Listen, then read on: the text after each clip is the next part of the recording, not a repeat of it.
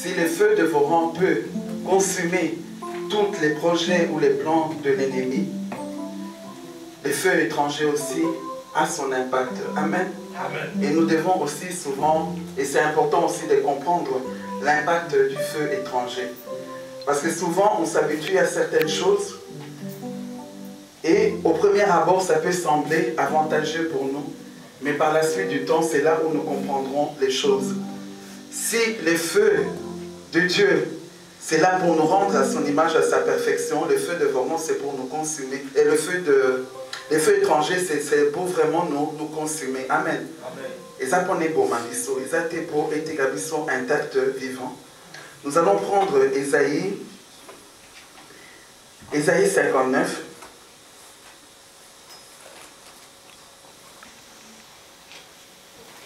Les feux étrangers. Ésaïe 59,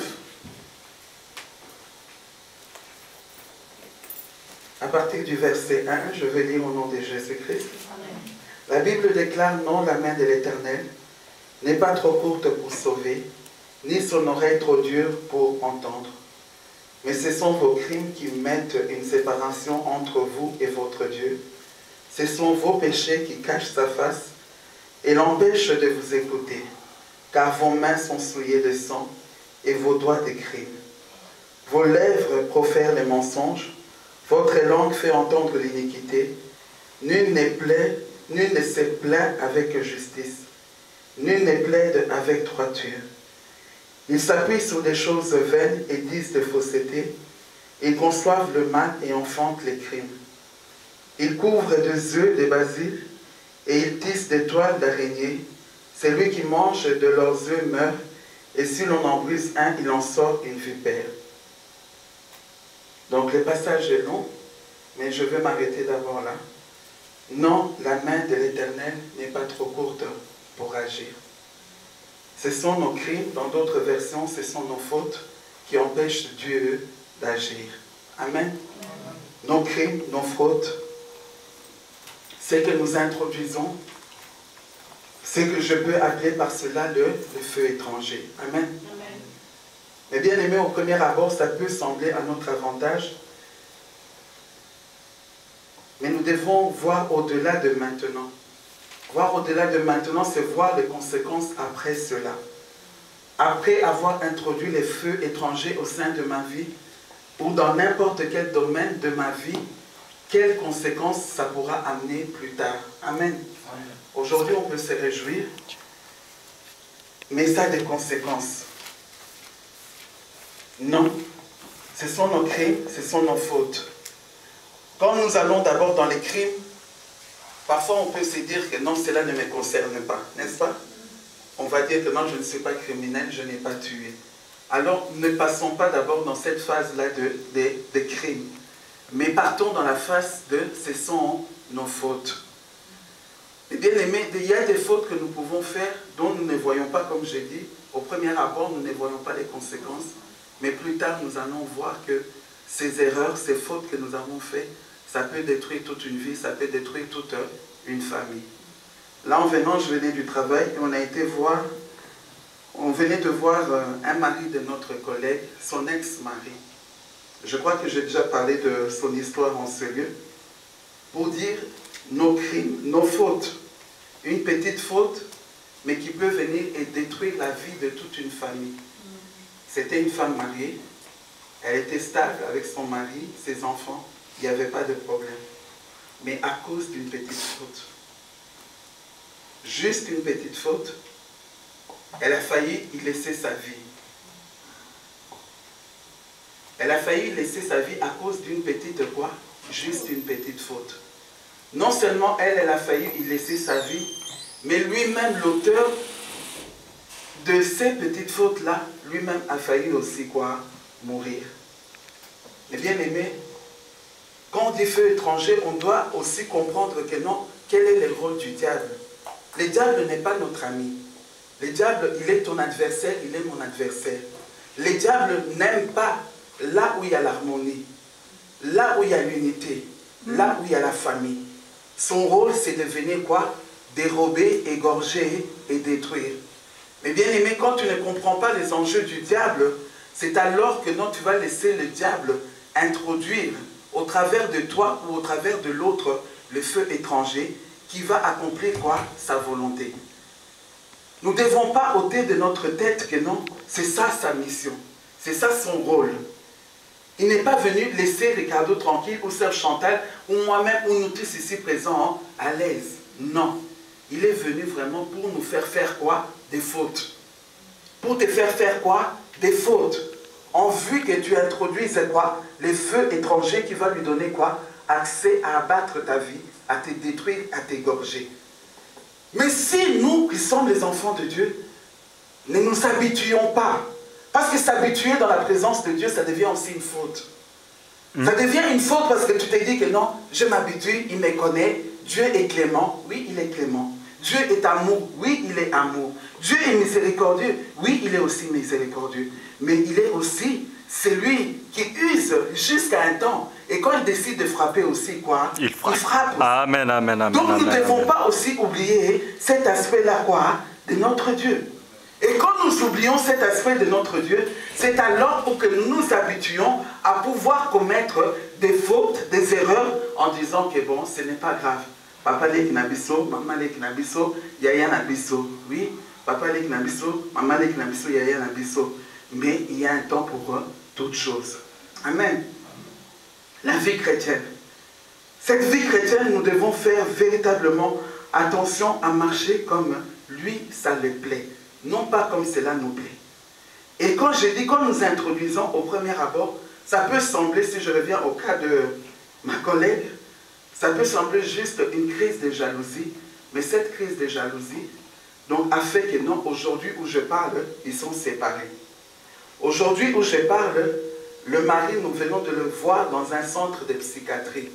Et dans ce centre-là, on y va. J'ai déjà été voir des gens dans les centres psychiatriques, mais là, c'est comme dans une prison où tu dois même passer par des détecteurs de métal ou quoi, où on ne sait jamais. Donc, comme les prisons, eh bien, les mères, regardez. À cause de quoi? Des Kamoro Yamouké. Une petite chose, une petite erreur. Juste. Mais regardez comment la destruction du diable a amené.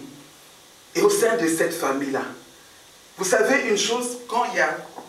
Je me rappelle toujours quand je me suis converti au début et quand j'avais des difficultés avec mon premier fils et que j'allais souvent aller, bon, je parlais de ce cas aux hommes de Dieu, il me disait souvent, tu sais, les problèmes c'est que comme tu es là, donc dans une maison, il faut prendre cette maison comme le toit. Ça c'est le père, ça c'est la mère. Donc quand il y a une personne qui manque, mais bien aimé, c'est une porte qui donne accès au diable de quoi? De rentrer. De détruire, de saccager. Donc, pour faire comprendre que non, le diable ne peut pas vouloir qu'il y ait cette structure-là. Il ne peut pas vouloir qu'il y ait cette protection-là. Voilà pourquoi il ferait de tout son mieux. Et c'est ainsi qu'il va voir que non, il va pouvoir toucher facilement les gens. Alors, imaginez un peu, essayez de voir un peu. Parce que souvent aussi, parfois, on ne veut pas s'introduire dans l'histoire de l'autre. Mais ce qui peut arriver à l'autre peut aussi arriver. Ne nous croyons pas qu'on peut être exempté. Même si aujourd'hui ton mariage va bien, mais tu ne sais pas dans 5 mois, dans 5 ans, dans 10 ans, qu'est-ce que les diables projettent de faire contre toi, contre ton mariage. C'est nous les enfants de Dieu qui nous perdons la patience, mais le diable, il est patient. Amen. Il est patient quand il est déterminé à dire que non, je dois détruire, je dois saccager, il prendra le temps qu'il prendra. S'il s'agit de 10 ans, il va s'investir pendant 10 ans. Il va travailler pendant 15 ans, pendant 20 ans, pourvu que quoi, sa mission quoi, s'accomplisse. Mais nous, regardez, que dans cet aspect même de la persévérance, nous n'avons pas. Nous persévérons 1 mois, 2 mois, 3 mois. Nous ne voyons pas les choses aboutir quelque part. On relâche, on abandonne. Mais le diable, qui est notre adversaire, lui n'abandonne pas. Lui ne lâche pas. Prends le temps que ça prendra. Mais bien aimé, mais c'était une famille qui était bien structurée. Ils avaient des projets, ils avaient des ambitions. Mais aujourd'hui, il y a séparation à cause d'une petite faute. Mais bien aimé, quand il y a séparation là, et la vie des enfants, c'est exposé. Il y a des enfants qui sont sensibles. Et surtout nous les Africains, on croit toujours Quand on voit nos enfants, on croit qu'ils peuvent faire face à certaines ruptures. C'est ça que nous disons. Mais au fin fond, as-tu déjà fait asseoir même ton enfant, ou ta fille, ou ton fils, en train de lui demander, est-ce, comme nous sommes là, la séparation entre moi et ton père, ou la perte de ton père, ou de ta mère, qu'est-ce que ça produit au sein de ta vie? Je pense qu'on est peu à pouvoir faire cela. Mais vous allez voir qu'il y a quoi? Beaucoup de blessures intérieures au fond de chaque enfant. Alors un enfant déjà, à la base qui est comme ça, mais bien aimé, c'est aussi quelque part le diable qui est en train de quoi? De freiner là où Dieu avait l'ambition de pouvoir quoi? L'amener. Parce que quelque part ces blessures intérieures, par moment où les autres vont faire 10 pas, elle va commencer, ou il va commencer à faire quoi? Parfois 10 sur place. Et il y a des choses que cet enfant peut faire, et ça peut nous amener à se dire, mais pourquoi cela? Mais pourquoi cela? Parce qu'il y a eu une ouverture. Il y a eu le feu étranger. Il y a eu, donc on a laissé quelque chose qui ne devait pas rester là.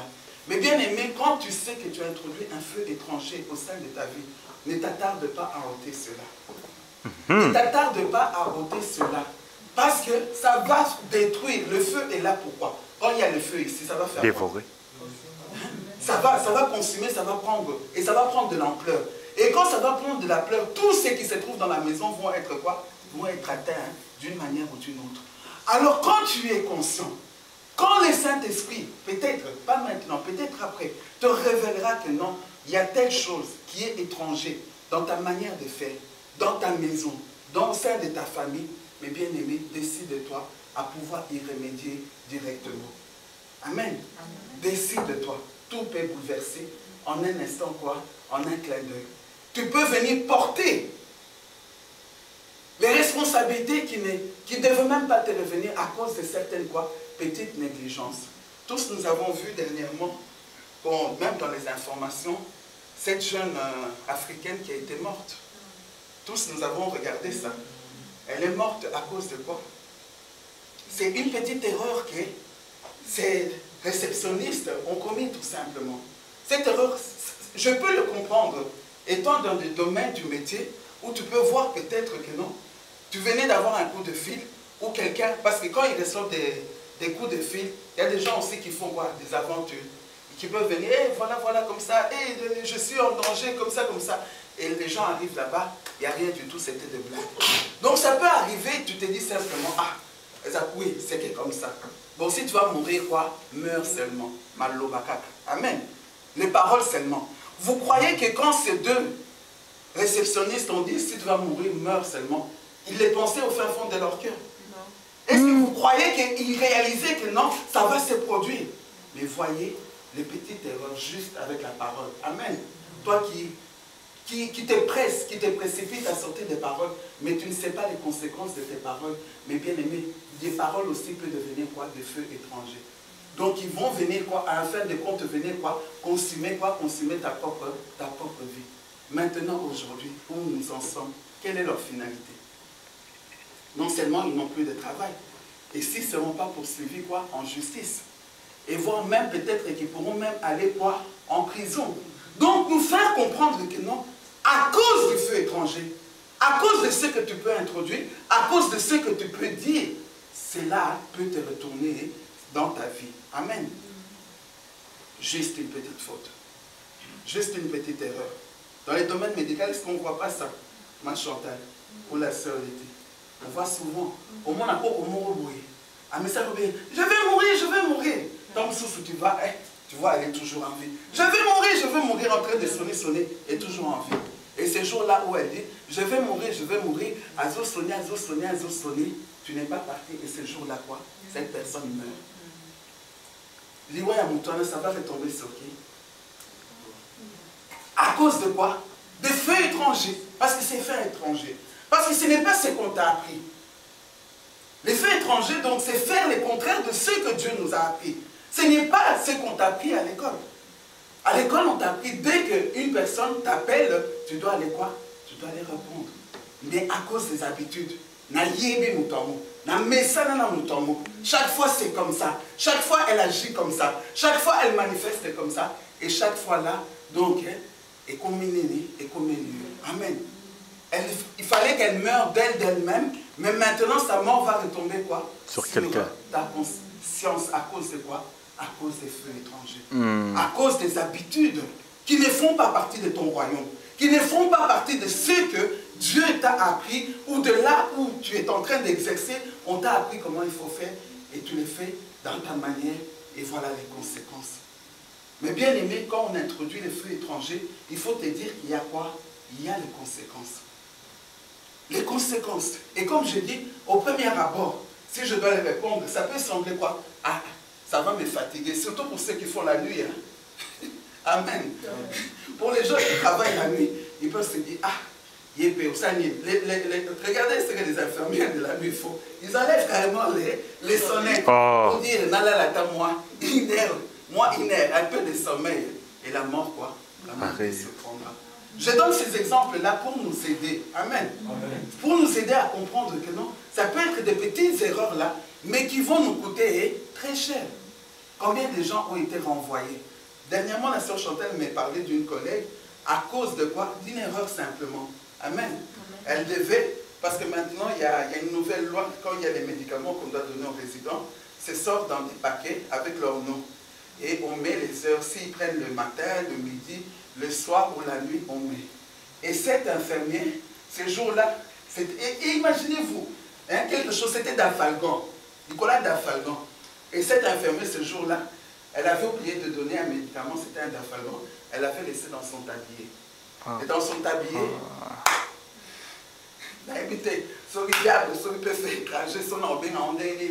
et dans leur institution, donc leur tablier se lave là. Nous, par exemple, dans notre institution, les tabliers vont dans une autre maison. Donc si c'était peut-être dans une autre maison, en faisant les nettoyages, ils allaient vider, puis c'est fini, c'est fini. Mais ce jour-là, la personne qui faisait a mis les mains dans les poches pour vérifier à mon ennemi. Elle a vu les médicaments. Elle a été amenée à la chef infirmier. Chef infirmier, puis c'est pour dire les Noirs, nous sommes tellement mauvais. Nous sommes tellement mauvais à cause d'un Dafalgan. Est-ce que sur un maladie Dafalgan, on a tellement à Koufa? Non, elle n'allait pas mourir. Mais à cause d'un Dafalgan, on l'a quoi? On l'a licencié de son travail.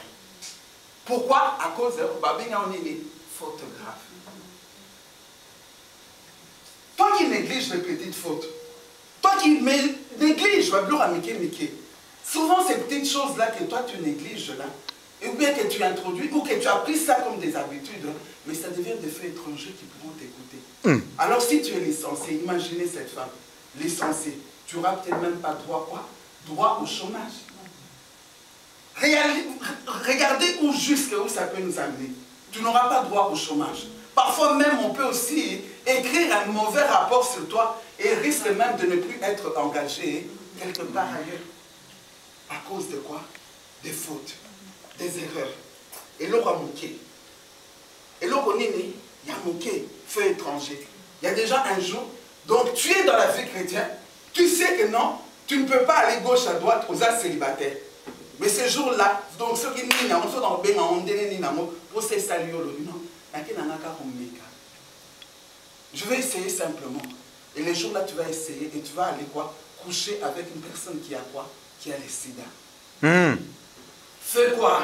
Fais étranger. Et quand tu couches avec cette personne, maintenant tu as quoi? Tu as le sida. Parce qu'on ne voit pas après cela.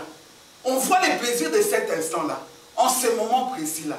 J'ai une de nos copines qui disait souvent, elle disait, quand elle était en Afrique, elle a dit, ah, Dieu m'aime beaucoup. Il m'est arrivé que non, un jour, je suis parti avec un homme comme ça à l'hôtel, et cet homme, surtout à cause de la soif de l'argent, on a zangé. Hein, qu'est-ce que je vais faire? Je me retrouve, je suis là, pas de papier, je n'ai pas d'argent, j'ai des besoins à cause des désirs. Les désirs aussi peuvent devenir quoi? Des faits étrangers. Autant moninga, oh, alati babijou, azo tam samuto kamalamu, on l'a appelé dans un apostanine. Conduire aussi une voiture comme la sœur Chantal. Si Dieu l'a fait grâce, c'est bon.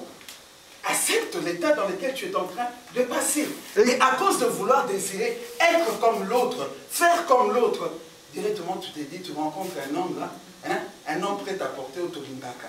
Donc avec une belle voiture, Jaguar et tout cela, à Télémissio, Malamoko quoi, toi qui es chrétien, connaissant comment tu dois marcher, directement tu ouvres la porte et directement à sida, tu as ça à sida. Mais cette sœur, elle a dit, je ne sais pas l'amour de Dieu. C'est vrai que l'amour de Dieu peut intervenir. Mais il y a un moment aussi où on a tellement intervenu, il a intervenu, qu'il pourra te laisser dans cet état-là.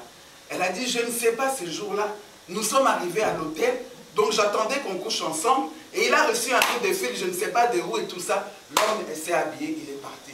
Et quelques temps après, j'ai appris que non, il était mort quoi? Il était mort de sida. Regardez comment nous pouvons introduire quoi? Les feux étrangers à cause des désirs. Mais bien aimés, quand nous sommes des chrétiens, quand nous sommes des croyants, Dieu s'attend à ce que nous faisons du travail. Nous sommes de ce monde, mais nous ne faisons pas partie quoi? De ce monde. Notre manière, notre façon de faire, notre manière de concevoir les choses ne peuvent pas être comme ceux du monde ou des païens. À cause de, ce sont nos fautes, ce sont nos erreurs, ce sont nos désirs. Qu'est-ce que tu désires qui te pousse à introduire quoi? Les faits étrangers.